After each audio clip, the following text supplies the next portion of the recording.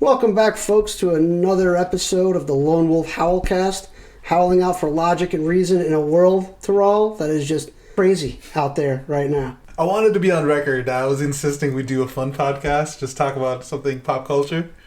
But, there's too much going on, Tiral. There's the record less than 24-hour impeachment. What else is there? Oh, dude, there's memes everywhere. Of like Trump, the two-time impeachment champion. I saw one where somebody did a great Photoshop job of Trump holding the Stanley Cup over his head as the two-time champ.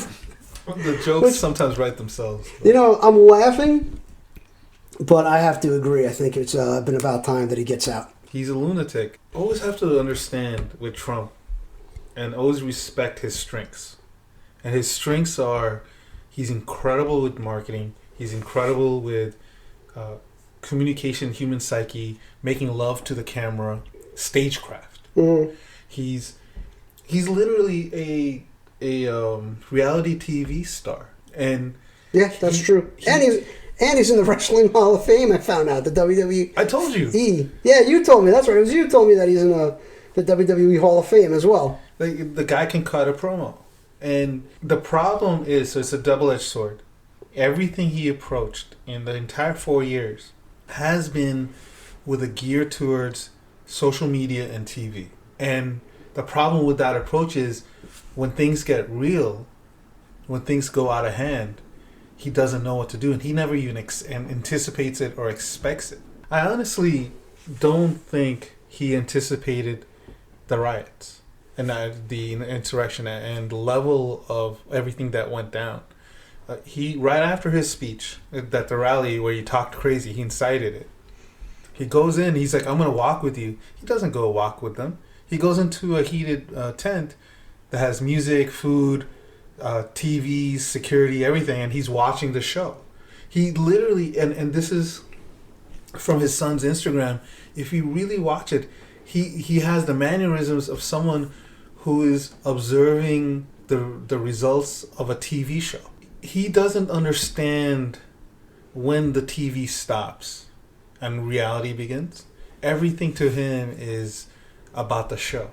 And it's worked for him. And people love him for it because he's so good at it. But he's not very good at reality. When Trump goes, he didn't want a riot, he didn't want violence and this and that, I actually believe him. Mm-hmm. I think he wanted a show. And he was pleased with the show at first. Right, I got to interrupt real quick. So I tried looking for the pre-riot Trump thing speech, I guess, or for lack of a better word. Yeah. I can't find anything. No, it's buried behind all the riot stuff. Oh, that might be the case. I was watching it live. So for the angle that it looks like, you see him come out and be conciliatory, and also tell everybody, "Look, go home." So that's kind of the image of him right now. I think that's out there because finding the implied insightful words that he gave at the rally. That's a little bit more difficult to find. At least it's been that way for me. That could be the case, and that definitely could be the White House press forces doing their job for once. The press secretary and all that, them doing damage control. Mm-hmm. And he only said, "Everyone go home, don't do violence," once the White House counsel came to him. That was about 3 hours after the rally ended. So there's, I don't have the timeline in front of me, but there was a matter of hours between when the insurrection riots and invasion of the Capitol building happened and the White House law team, his personal law counsel, came to him and be like, "Listen, you have opened yourself up to liability. We need you to say stop." Because other people have gone to him, Mark Meadows, his Secretary of State. Mm-hmm. Other people did go to him and say, "Hey, listen, we need to stop this." And he liked the results, but this is a man who's not mentally well, and there's no line between what is reality and what is a TV show. So, yeah, I mean, if you incite violence, if you incite a riot, then you are definitely culpable for that. Right. So I want to give him that much credit. I don't think he actually wanted legislatures in danger. He was happy though. He takes glee in violence, but I don't think he wanted things to go that far out. He didn't he didn't want people getting dragged out of their offices. He didn't want cops dead. Yeah, that freaking sucks that one guy got killed by a fire extinguisher that hit him in his head. Yeah. We said in, I think, our last podcast, it was Officer Brian Sicknick. Correct. That died 24 hours later after returning to his station house. He died overnight. Yeah, it's horrible. So as of this accounting, there's been multiple injuries for cops. Multiple, like at least 15, but well over that, I'm thinking, is the unofficial number. And 2 police officers are dead. One from suicide post the insurrection, and one from a brain contusion using the fire extinguisher. So right now, they found the guy who specifically hit the guy with the head. Good. Hit the police officer with the head. Yeah, just clarify on that. The rioter that hit the police officer in the head with the fire extinguisher. Right. Specifically, the internet vigilantes found him. Good. Initially, they thought he had a CFD hat on, and people initially thought that it was Chicago Fire Department. It turned out to be Chesterfield or Pennsylvania. And they ID'd him, and right now the Metro prosecutors are going after 37 people for his death. Wow, good. Yeah. So it looks good, but the one that I don't think we'll find justice for is the police officer that committed suicide. Something happened. He saw something. Maybe it's PTSD, like sudden onrush of PTSD. Something happened to him, and he a day later he took his own life. Well, speaking of that, I saw a news article today. It's probably going to take me a few minutes to find it because the site I saw it on is utterly trash for organizing their stuff. But I believe there was the rioter that stole Pelosi's laptop was found dead in his garage with a gunshot to the chest, and they're calling it suicide. That one seems a little suspicious to me. We'll find out. I mean, we're right now we can't. I don't know, man. It's still official that Epstein killed himself. We'll find out. I mean, the thing is, there's a lot of people in the hospital that we don't have names about because they don't warrant the attention, but they're in the hospital. People are injured. There's people, like a lot of the insurrections came with baseball bats, poles. You and I weren't really arguing about it, but it was a different opinion until I finally found the video that the guy was poking through the glass of the speaker's hallway with a broom handle. Right. Okay, I just found the article. Man who stormed Capitol, stole Nancy Pelosi's laptop, found dead by alleged suicide. January 13th, a man who took part in the Capitol building storming allegedly killed himself. The death was reported by his wife, who found his corpse after he allegedly shot himself in the chest. That's where people aim when they're committing suicide, is in the chest. It's a little strange. That's a bit strange. Yeah. They don't go under the chin. They don't go to the side of the head. That never happens. It's always in the chest, Tiral. It's a bit strange. The only time that happens, not only time, but most often it happens when people have concussions and they have brain issues and they want their brains to be examined post. So they, like Junior Seau, he killed himself with a gunshot to the chest because he wanted his brain. He knew there was something wrong with him, something wrong with his brain from post concussion. And but not usually suicide. We're gonna find out. We're gonna find out a lot of things. I think some of that's gonna be. I think some of that doesn't support the Democratic view on that is gonna get swept under the rug, and it's gonna be as much see what Trump did.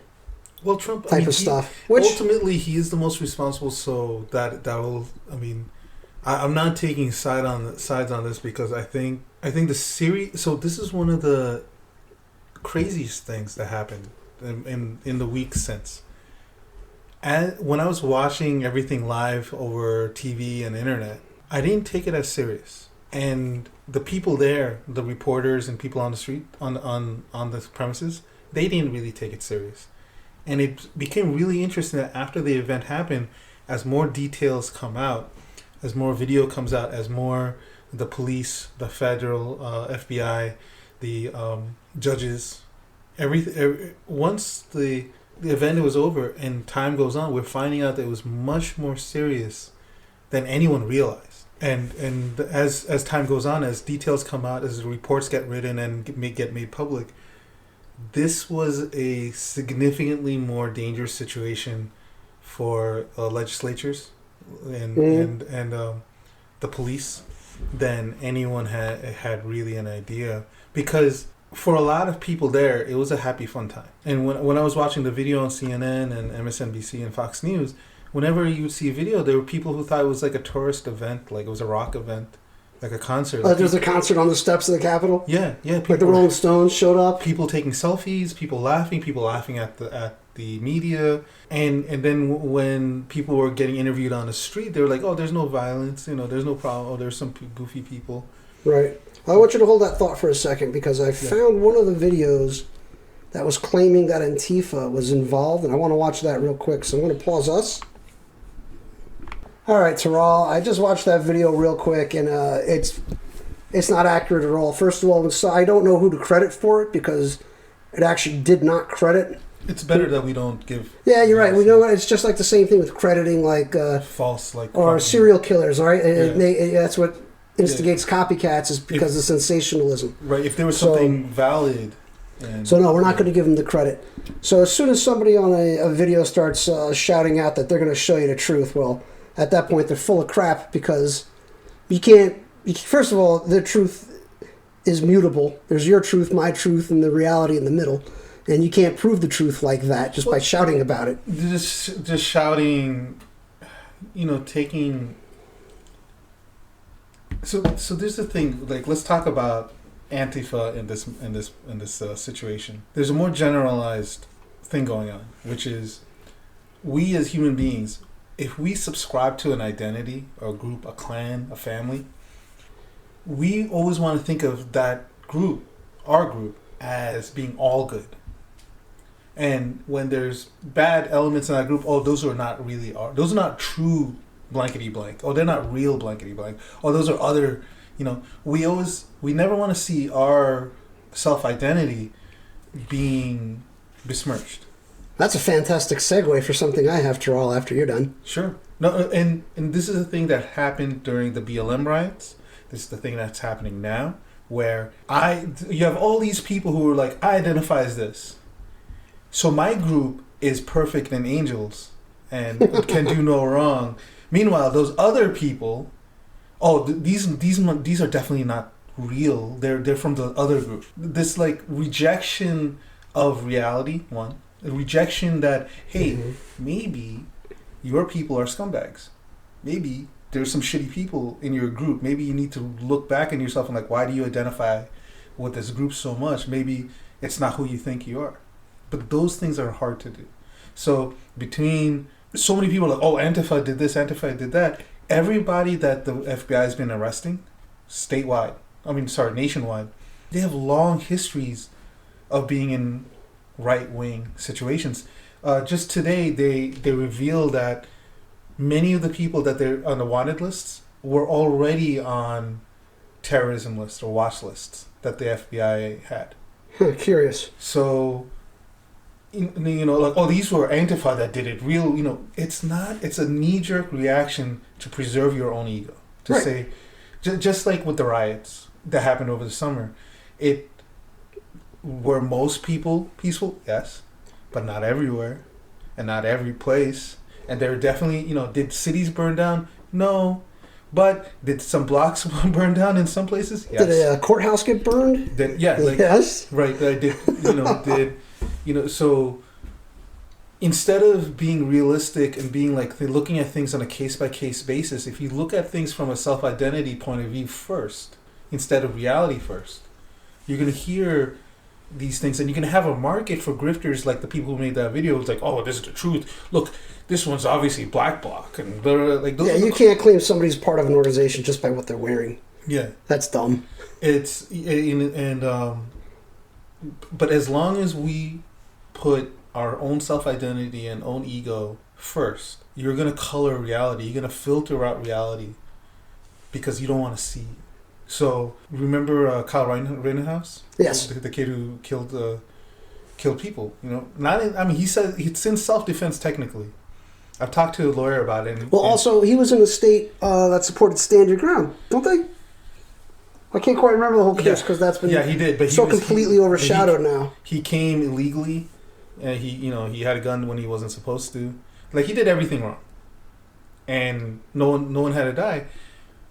The people he killed, I mean, there were so many pedophiles in the mix. Both people he died were sexual, like, multiple offenders. Oh, so he actually did the world a favor. I mean, but because he did it outside of the law, he's going to suffer for it. I mean, kind of. So, I mean, he did it way outside the law. Like, he shouldn't have been there. He shouldn't have been there with a gun. That 7-Eleven didn't need the defending. He was looking for trouble, and he got it. And he's very happy now. He's being treated as a hero. And in jail? No, he's not. He's out of jail. He's got bail. I wasn't aware he was out on bail. Not only is he out on bail, he's become like a celebrity for neo-Nazis and those types. So they go to him to get their pictures taken, and all the Proud Boys get their pictures taken with him all the time. He gets free drinks. By law, like the lawyer I trust very much. The lawyer explained to me that the letter of the law, Rittenhouse should be let out. Like, he legally, even though he messed up so many different places, the murder charges will all be not guilty. You know, so you see what I mean? Like, if you had the self-identity, like, oh, all these protesters were good people, all these protesters were just there for their rights and standing up, then if you put your ego first, you're gonna recognize, like, I don't think those people blowing up the car park, that's around where he was, there was a dealership, there was a whole block, and they burned it down, they destroyed the that's cars. right, I heard about that. They ruined this poor guy's, like, hundreds of thousands. Business, million, yeah. Lots of businesses got killed off. All right, this is where I'm going to jump in. Sure.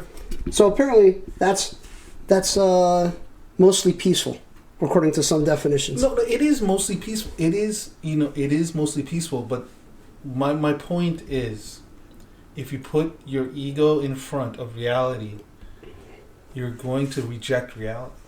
You're going to reject, like, these small businesses that had nothing to do with anything.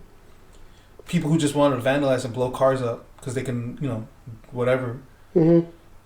You're gonna just sweep it underneath the rug. Oh, like, oh no, those weren't BLM protesters. Those were those other people.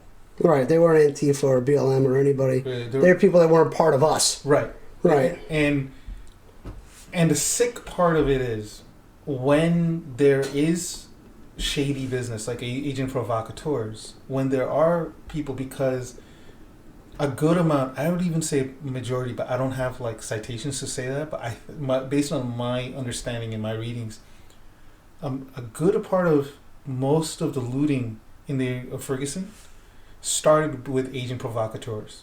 Started with people who wanted civil war, who, Boogaloo Boys, things like that. What was the store that got looted really hard? It was not a Target. It might have been a Target. There was this big chain store that got looted. And everyone took camera of this one guy, white guy, in a mask, just, taking a hammer to the windows. And they followed him around. And, later, because of the camera, the people who took the shot, they finally nailed him. They found out that he was part of this right-wing, white supremacist group that wanted to start off the war. So when reality does have evidence of agent provocateurs, of people with ill intent, bad actors. Very bad actors, yep. Right. If we are always putting our egos ahead of reality, those people are going to be super successful. Because if I see reality one way and you see reality in another way, those operations, those bad actors will find so much more success, because half the teams will think, like, oh, no, they're full of shit. They're always lying. They always think, blah, blah, blah. You guys are always peaceful, but, none of this actually happened. Like, there's so many downsides for rejecting reality. And the more we do this, and there are a bunch of Republicans that failed the test of courage by saying, oh, Antifa did this. This is Antifa violence. Howley did that. Matt Gaetz did that. It's just incredibly sad, but it's also darkly humorous. Imagine for the last 4 years, you dressed yourself up as Q Shaman. You go to every Trump rally and protest, and you wear costume and you drum and you make a big deal out of yourself.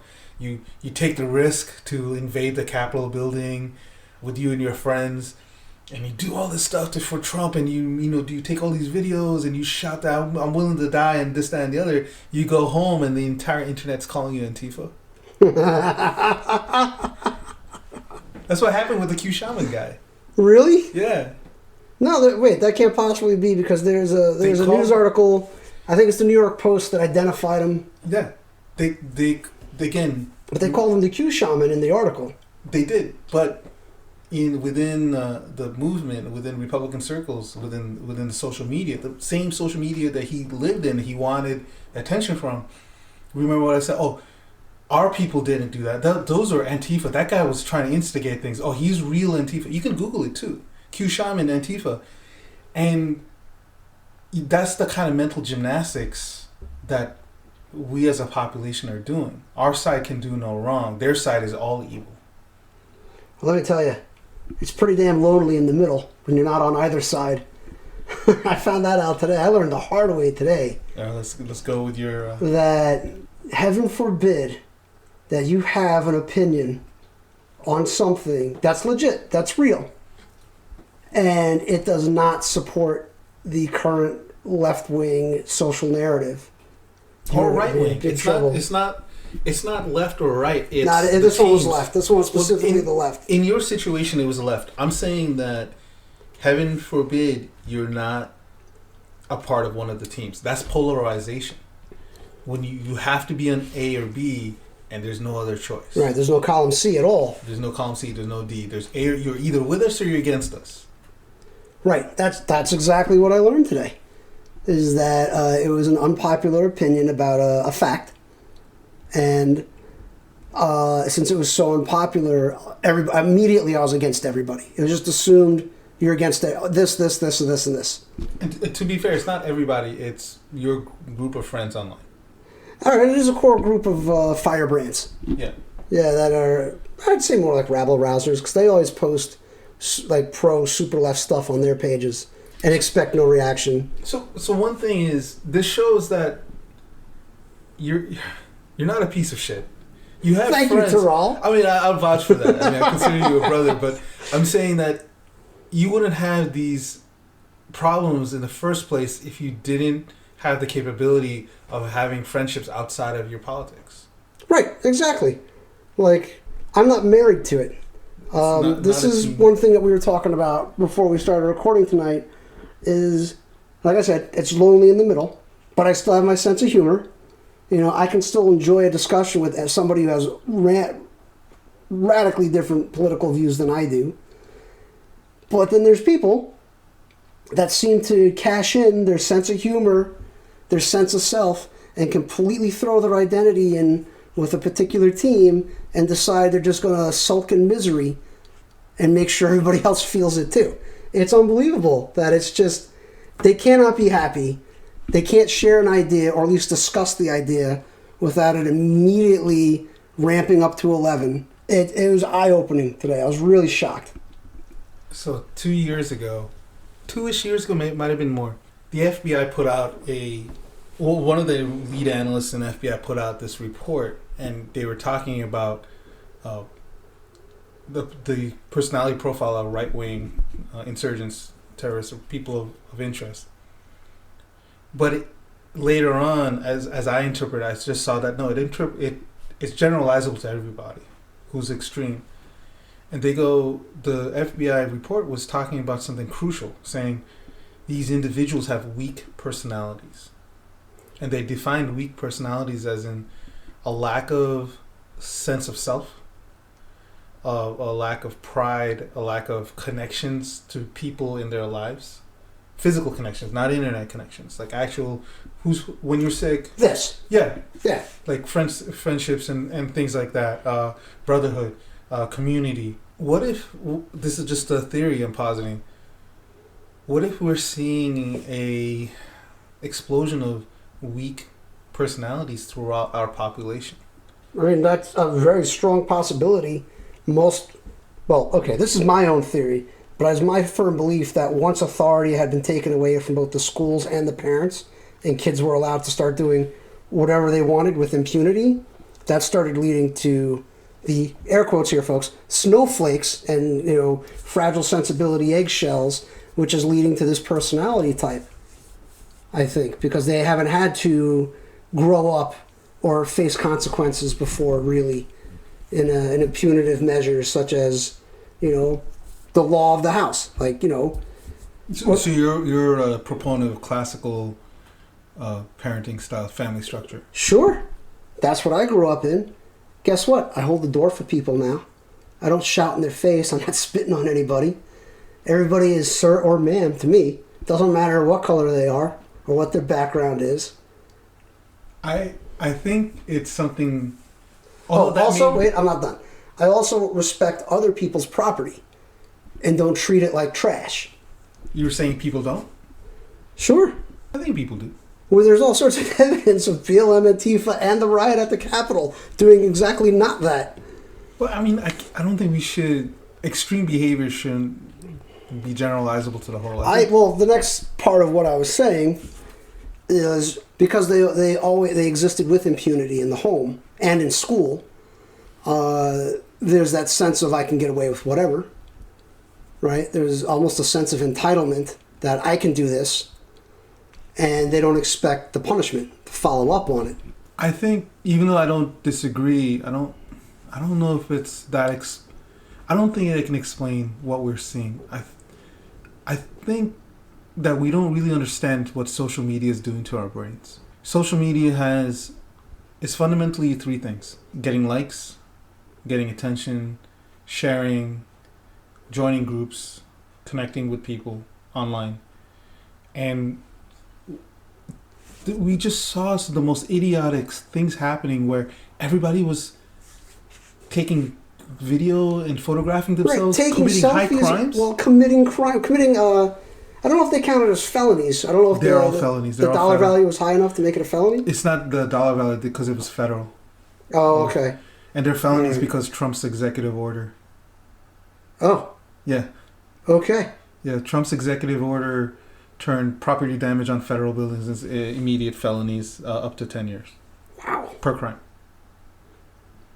Okay, so they're all felons. Yeah, allegedly. They haven't been convicted yet, so it's alleged. Yeah, if they don't plead down, which I think most of them will. If they don't plead down, and if they, I think some of them are being held under felonies, which will then be upgraded to sedition.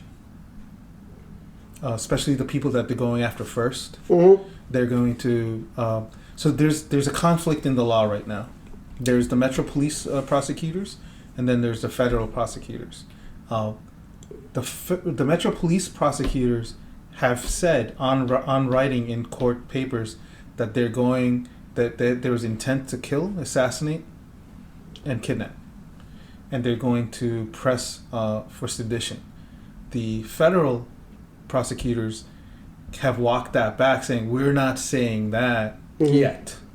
But federal law supersedes local law, right? So wouldn't the federal prosecution have the right of way on something like that, or no? I'm really confused because I think this. Someone can explain this better than I.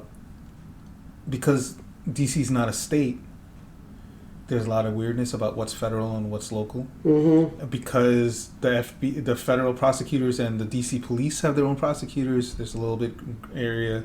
That's one of the reasons why DC people want to become a state, because then they would actually have a governor. So right now, DC is a territory, and it's one of the only places where the president himself or herself can do martial law, can control all the armed forces, can do... So like the de facto governor. He's the de facto governor. He or right. She's the de facto governor.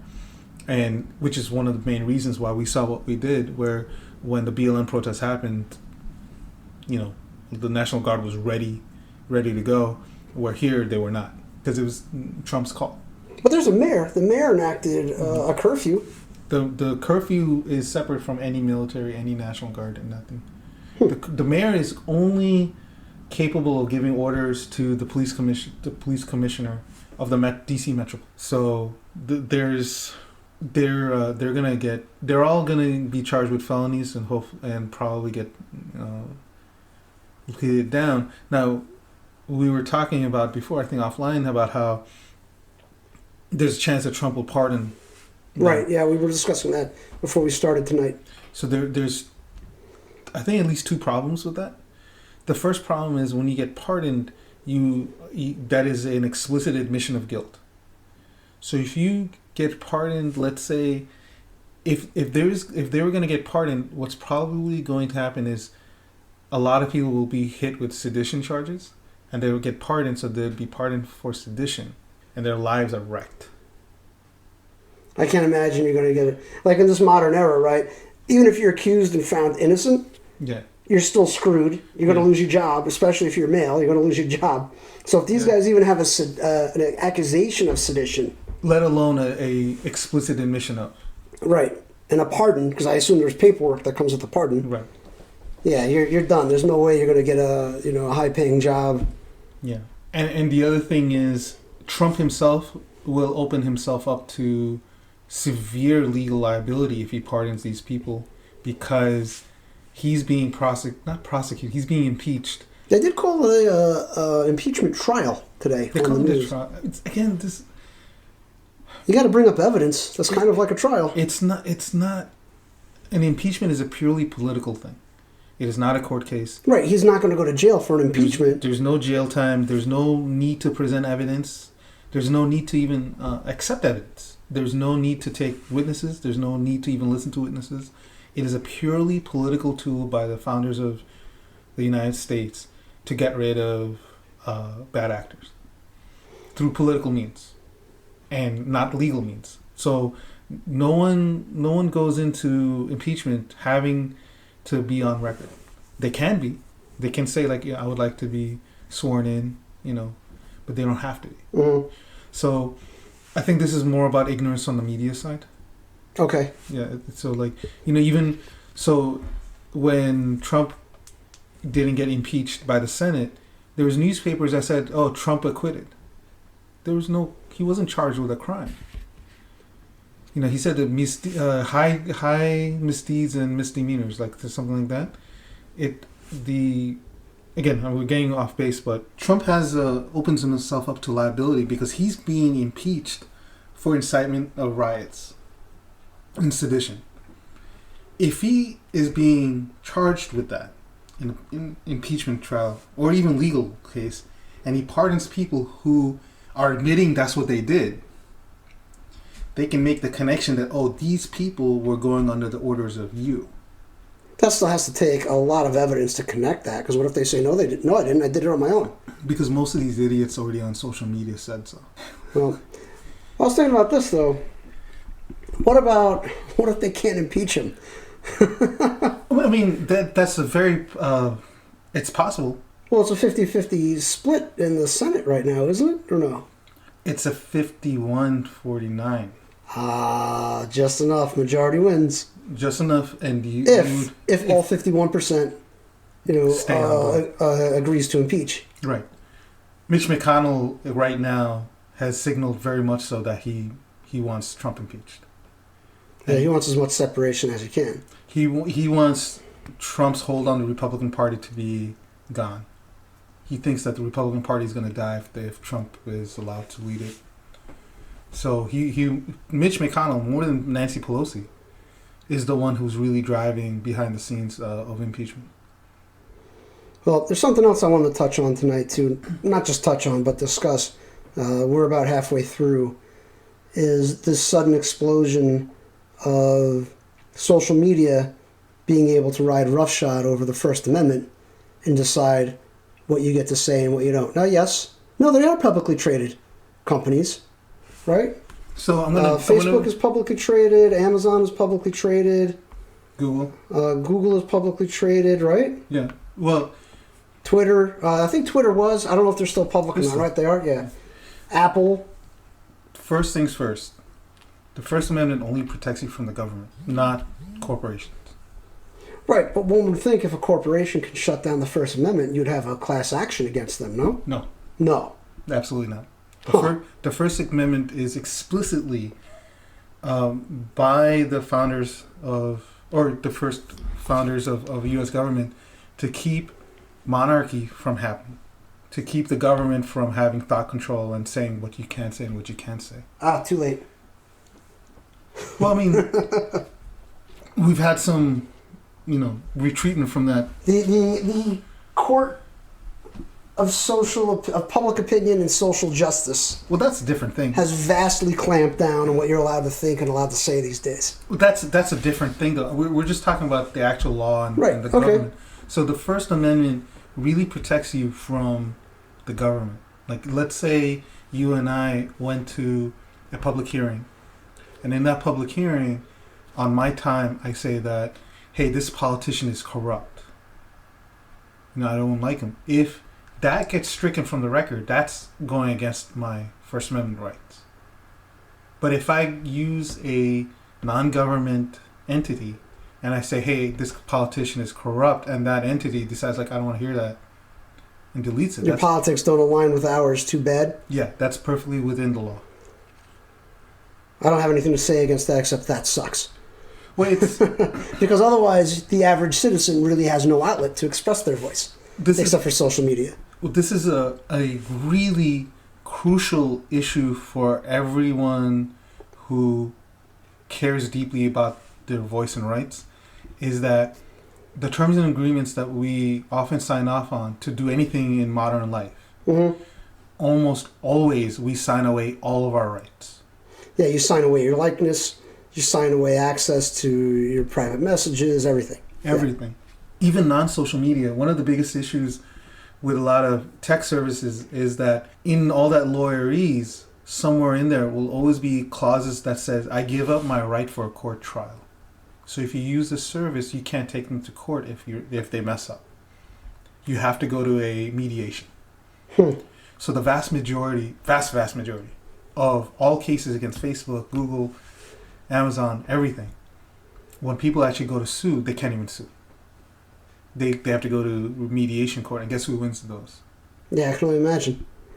Sounds like somebody needs to develop a citizen-friendly social platform. Or just, but I forget which company was the first to start this off, but it's exploded to the point where even non-tech companies are doing this. I think Facebook was the first one, right? Because all those Zuckerberg memes came out a couple months ago.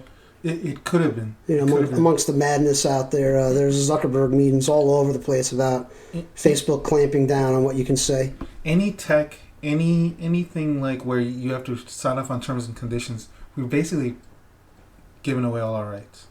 So this is an endemic problem that I'm glad is being put forth into the light, more to the average person, of something that the tech community has been grappling with for at least 5-10 years.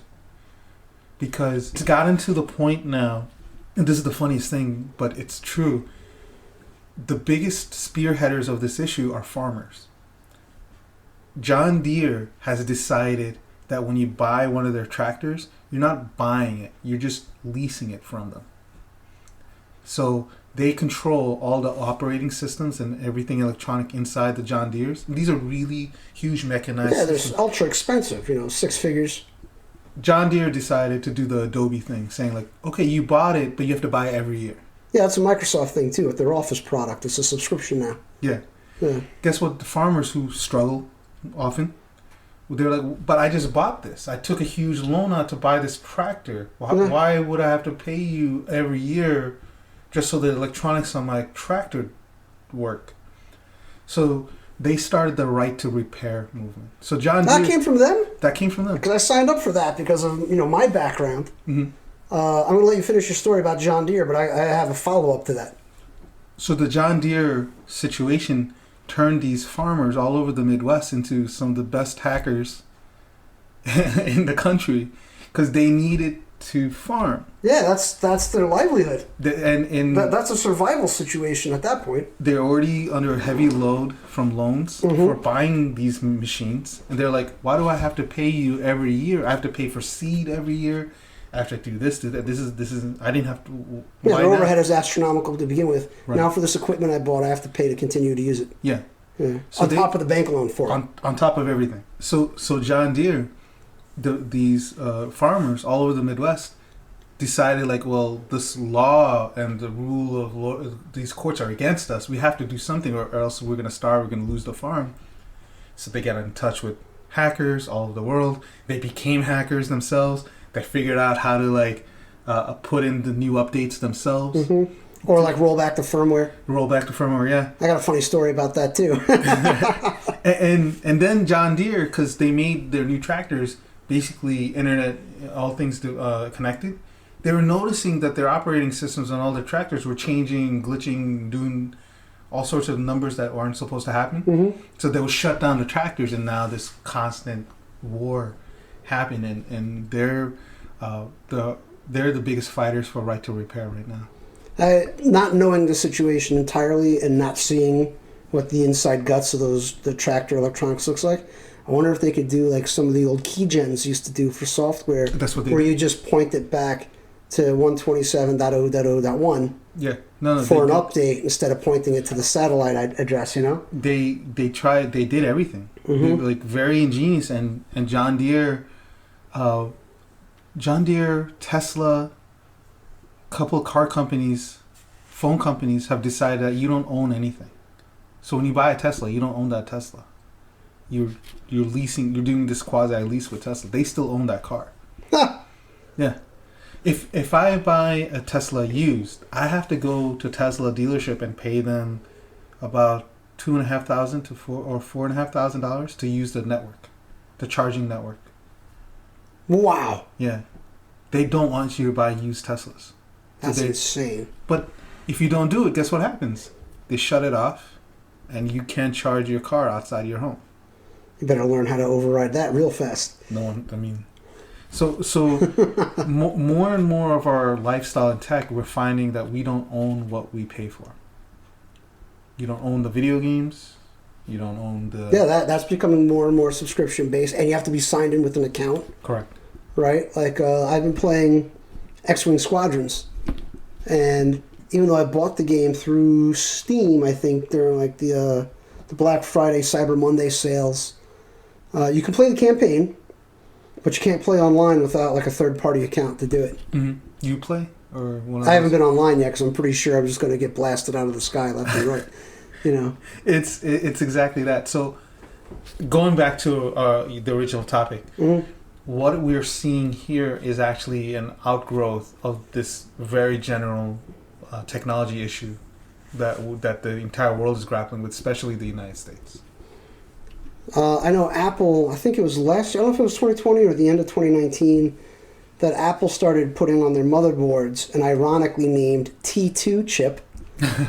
That checks for some sort of OEM ID from Apple when you replace parts, and therefore only a certified Apple technician can replace it because they can get the OEM parts. They got tired of losing money to battery replacement. That's the most common part that gets replaced in Apple laptops, phones, things like that. Oh, really? All the ones I fixed, it was the screen. Yeah. A lot of screen issues. Yeah, a lot of screen and keyboard issues. Oh, the keyboard issues, they fixed finally. The butterfly keyboards were gone. The other thing I wanted to mention too is my own printer. First of all, I can't stand that your printer detects empty ink cartridges with 10 to 20% of the ink left in it. Yeah, it's a scam. That drives me crazy. Yeah. And you're going to hear first, folks, it's the next $1 billion idea to invent an open source printer that it doesn't even check the ink levels. You just know it's out of ink when it stops printing on the page. Or like whatever colors runs out, it just doesn't do it. So right. So like if you're doing a color page and all of a sudden it's like a hell of a lot of yellow and magenta, but no cyan in there. Well, now you know. You got to replace your cyan because it's a legit 100% empty. But the printer I have, I don't use the OEM ink because it's like double to triple the cost. I use third-party ink. I ran a firmware update on my printer. Guess what happened, Tiral? Checks. No more ink for me. So I did some deep dives. I figured out how to hack the... not hack it. Hack is such a broadly used term these days. That's not what I did. I didn't hack it, but I did learn how to roll back the firmware, which the OEM doesn't tell you. Aha. So I was able to pull that off, and guess what? Now I don't have to pay stupid expensive for ink. Okay, so this is the thing, right? When the corporations take such an anti-consumer attitude, it teaches the consumers to not use your product. Like, I don't use print. I don't print. I love reading books. Like, I would much rather read a piece of paper than a PDF. Right. But the printer people have taught me never to print anything. So I don't. So I haven't bought ink for them for months. You want to hear the irony, Tiral? I don't even print for me. I print for family members. Oh. It's not even for me. The only reason I got it is it's a multifunction with a scanner. It was on a great sale. Yeah, those are great. Because I've gone digital. I don't keep mountains of files laying around. They all get digitized. Yeah. Going back to the topic of people's speech being regulated by corporations, especially when we're talking politics. I'll tell you, Amazon probably had the most locked-in case, because Amazon, if you're on the Amazon platform and you get out, it takes years of effort to move everything to an alternate backbone. So if Amazon kicks you off... You mean like Amazon Web Services, like AWS? Correct. Yeah, okay. You're not talking about you or me using Amazon. You're talking about like a corporate level or something. Right. Or so, business level. Parler. Yeah. Let's say, look what happened to Parler. They built their entire backbone, which was not well made. So they did a really shitty job. This scotch taped everything together. But it's based off the Amazon backbone. Once you're kicked off the Amazon backbone, it takes legitimate years to go to something else. Because everything is based on... Amazon takes 40% of the entire internet. Wow. So what was the company... I just read about it. Was it... It was the authentic. They weren't the backbone, but they were doing the secure authentication. Twilio. Yeah. I think it was TWIO. Oh, Twilio, yeah. IO, but they weren't doing that. Who were they doing that for? They were doing it for Parler. There's that huge data breach. It was for Parler, right? Yeah. As soon as and then now there's millions and millions of admin accounts out there that were. As soon as they said we're not dealing with you anymore, the entire barn door was open for people who knew how to do it, and the people who knew how to do it made it not just open the barn doors, but like bolted it open. So just put stakes into it. Just with metal. It's the most cyberpunk. I love it. This is outside of our purview for this podcast, but it's an incredible story. But the point I'm getting at is, when you see Facebook do those things, Facebook, Twitter, those are most often things of choice. They're much more personal about their regulation of speech. When Amazon does it, they came with a case that says, like, we have it in our terms and conditions that you cannot use our services to espouse violence against the government, or violence in general, but specifically against the government. And so when Parler was pointed out by the government, saying, like, this is where the planning started, this is where organization happened, Amazon said this was against our rules and conditions, and we're out. Apple said our terms and conditions say that if you have an issue with violence, you have to have a moderation team. You have to have a plan for moderation to police violence and attacks. Thing is, and you know how I said, like, Amazon is like clear cut, where these other services are more personal. Apple and Google gave Parler 1 day to conform. How much do you think you can do on a Saturday? Yeah, right. That's what they did. Like, so I think Apple gave that notice on a Friday and said by Sunday you have to have a moderation policy in place and everything. And Google put them out at the store right away. See, that goes back to my complaint, though, right? Because you can't talk about something that's not within the domain of the court of public opinion and social justice. It's not public opinion. I think what these corporations are solely going after is liability. Once they detect themselves being liable for anything, they're out. Right, but again, it's like, well, I don't want a bad look, so this particular group can't talk about what they want to, but these folks that we're profiting off of, right? Because how many corporations now put up the gay pride pin? You can shop with us. We're pride friendly. Yeah. Go ahead and give us your money. You know, right? It's definitely optics. I concede it's not just liability. It's both optics and liability. I'm saying in this particular case, Amazon was impersonal. Amazon just had, like, this is the ironclad thing. We're not going to support, you can't do this with our services. Twitter and I mean, because Twitter, the reasons that they gave for Twitter, Trump has been doing for years now. Right. So like why now? I'm not saying what Trump has done with the insurrection he's been doing for years. I'm saying the reasons that Twitter gave officially. All those things have been a problem for years. The reasons. No, by the way, Facebook has been actually pointed for being more right wing than left in their management decisions. All right. Yeah? But like you said, the optics and the legal liability, they just tapped out. So I think if you're going to use corporate means of communication, you have no rights. You've signed. You're out of luck, and you're at the whims of what their opinions are. Right, and the thing is, if you use a service and you don't pay anything for it, you are the product. They're making money off of you. They're not making money with you. They're making the money off of you. So because of your data. Even if you never click on an ad, they're still generating data off of you. Right. So we have to be careful about trusting corporations, but we also have to be cognizant that, hey, if I'm getting this for free, I'm not going to just be able to do what I want with it. Right. Like, if you use Google Maps knows where you live, where you work, it knows your habits, it knows your schedule, it knows who your friends are. If you use Chrome, it knows all that about you already. There's memes all over the place of I can't remember the kids' names from Full House, the little girls. Olsen twins. No, but their character names, because it was like a screen cap from old school Full House. Well, whatever. It was one of the little girls. Yeah. I think the general populace would know who we're talking about.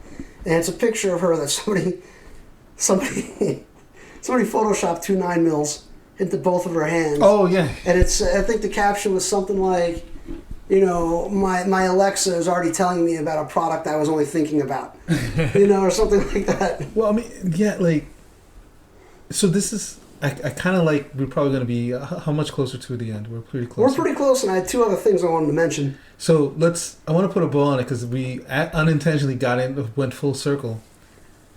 What if learning how shit out of luck we are with our technology, with our communications through social media, teaches us that, hey, maybe we should just talk to people in real life. Go see friends.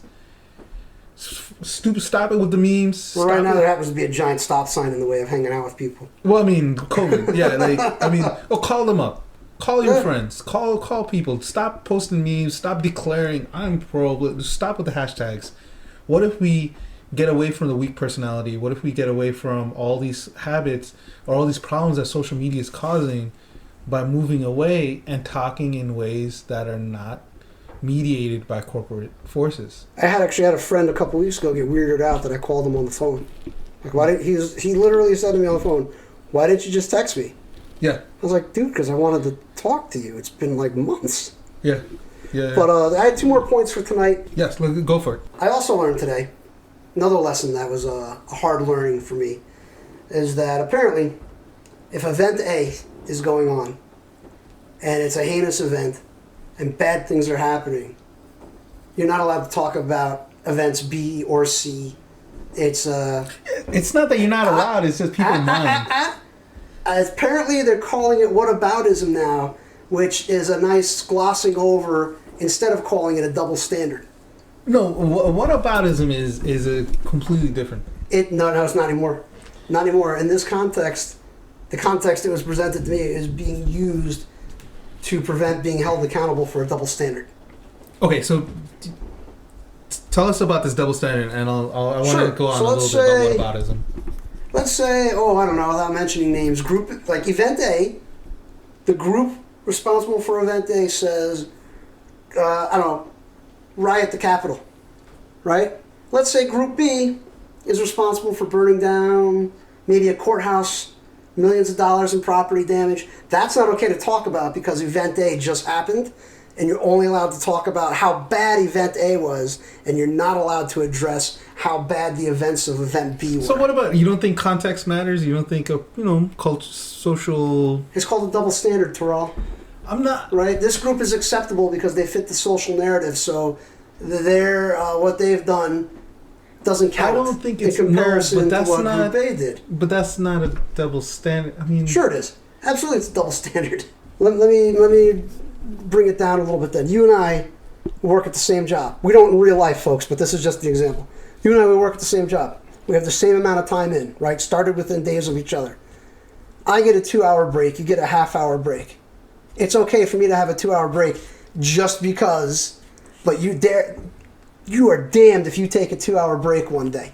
That's a double standard. That's a double standard. Right. Same idea. I don't think it's the same idea here. Two events of the same capacity happened. One you're allowed to talk about and vilify. The other one, if you open your mouth, I think you're in social trouble. I think what happened here is more like social faux pas. I don't think it's a double standard, man. I think it's something. I think it's. And this nonsense of now's not the time. When is the time? Right? Things are steamrolling ahead right now. When do you get to talk about, like, hey, this event happened too, and that seems to be okay. Socially, this event is accepted, and it's totally cool. There's a bit of a double standard Yeah, there. but were the people online that you were arguing with, like, what were they saying? What was their beef? Is that I was deflecting, and that I was subscribing to whataboutism, which is just stupid. That was their main beef. Even though I presented facts in multiple news articles. And, like, if I had the time, I would have found court records. Yeah. So... Personally, I mean, you heard me, man. I was like, why do you post stuff on social media? Okay, to answer that, Tiral. So, whatever you think of me, folks, I'm in the middle. I'm not subscribing to the far left. I'm not subscribing to the far right. Chances are, if I'm being honest with myself, I'm right of center. I'm definitely not smack in the middle by any stretch of the imagination. So, with the left, the far left being absolutely psychotic, and if you don't agree with them and parade their opinions, then it's like mob rule, suppression of speech. But that's not the far left. That's just polarization. Every place, everyone's on a team. If you're not with us, you're against us. It's not. Well, you know, I've expressed some things to some people on the right, and I haven't received anywhere near the outcry that I have from the folks that we know on the left. So it seems, in my personal experience, it seems to be coming a lot more from the left. And that if you don't agree with their opinion or you voice something that is different than their opinion, it's an immediate mob attack, shut you down, and it's oppression through silence. And I'm not going to take it. Why should I give up my thoughts and my free speech because my opinion doesn't align with yours or the social narrative? All the more reason I should speak out because not enough people are. I think your life would be way easier if you just just gave up. If you just posted family cats. Photos. If I just posted cats. If you just use cute. Facebook like trash it is. Just post family photos, announcements, happy birthdays, and that's it.